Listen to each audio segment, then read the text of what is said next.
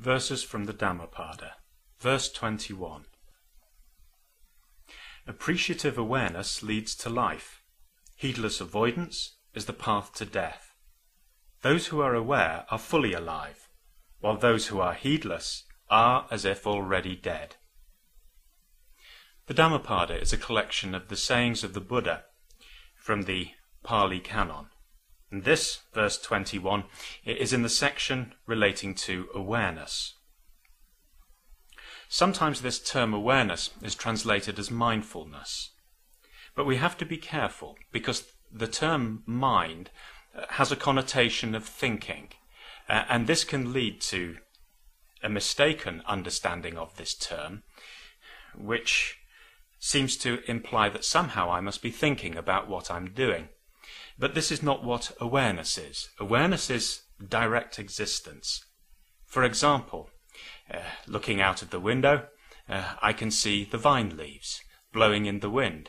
That seeing itself, that is the awareness.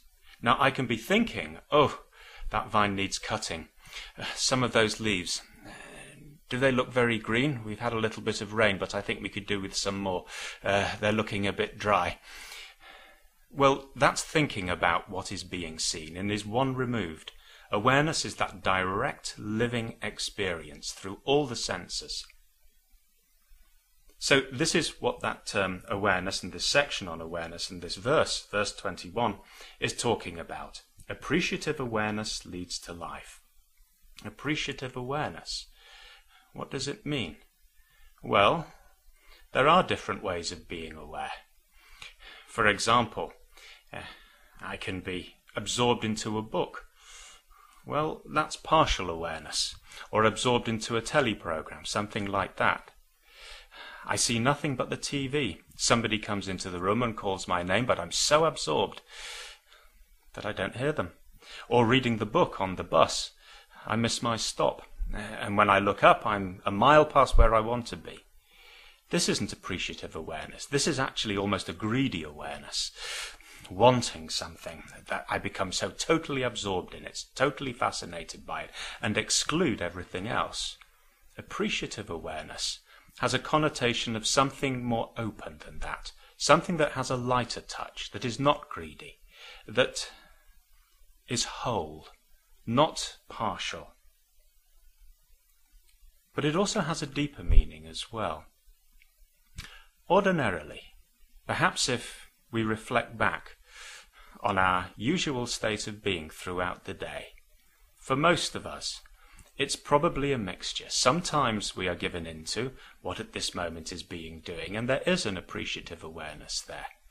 And that usually arises if it happens to be something that we like doing, like a hobby or a pastime or a task that we particularly are fond of, or if it's an emergency or something is urgent, then there's no choice. We really have to give ourselves into it. And again, that appreciative awareness comes up. We are careful, we are heedful. This is a term often used in Buddhism, heedfulness. But a lot of the other time as well, when we're not in those particular situations, then the chances are the body is doing one thing and I am thinking about something else. I'm walking down the street to the bus stop or the tube station, or even driving the car. I'm listening to music. In fact, really when it comes to it, I want to be anywhere else but where I am. Which is a great pity, really, because this life is all we have. And it's a great pity if, for large chunks of it, actually, there is a secret wish to be somewhere else. And this is something that we do with our fantasy life. We are often wishing to be somewhere else. Or we are worrying about something in the future, or worried about something in the past that might have relevance to something in the future. In other words, we're still divorced from where we are. And this is still away from that appreciative existence, that appreciative awareness.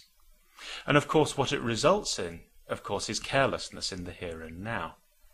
This is why the practice of mindfulness, or the practice of mindful awareness, is central in Buddhism, and central really in all spiritual practices. Spiritual practices will not go without it, because If I am constantly wishing to be somewhere else, then how can we see the truth that is lying before us? Because what is that truth? Actually, it is what is right here and right now. This is the truth of the matter. If I am lost in thoughts, then I don't notice. I don't notice that in fact somebody's calling my name. Somebody might have needed me, and I walk past them. I don't notice whilst I'm doing the washing up and watching TV or listening to the radio at the same time that actually I've left some dirt on the plate or I'm slopping soap suds on the floor. I don't notice that I'm just about to tread on the cat's tail. This is heedlessness. And this is warned about. The Buddha, in his final remarks before he died, said, impermanent are all compounded things. Strive on, heedfully. There's that heedfulness again. Appreciative awareness leads to life, yes, because where is life? In the past? Well, that's gone. In the future? Well, we don't know there's going to be a future, and even if there is, it's certainly not here yet.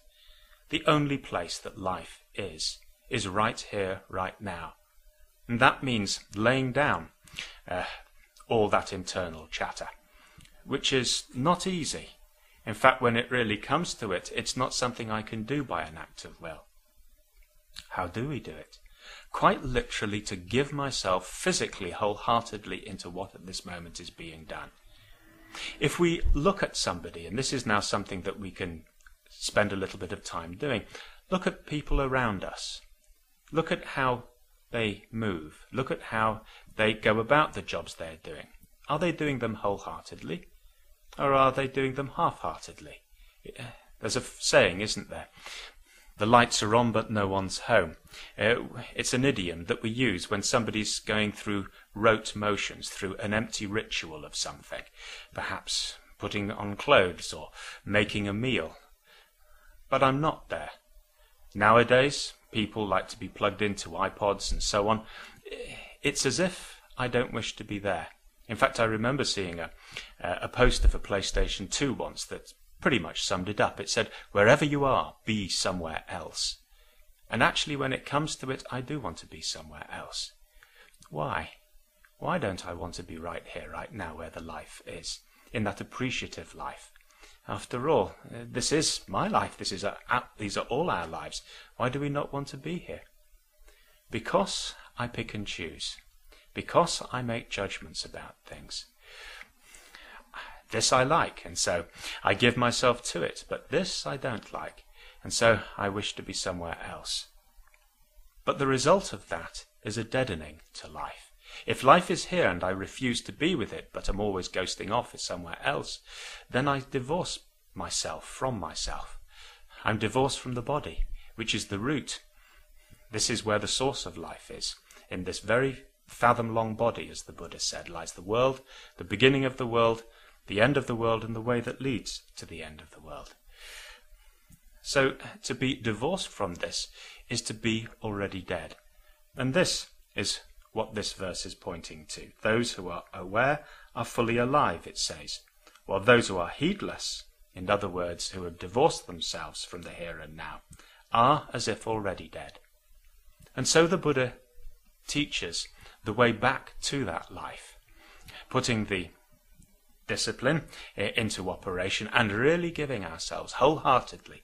And whenever I find myself being carried away, to let go and immediately once again just to bow into it and to come back once again to what at this moment is being done.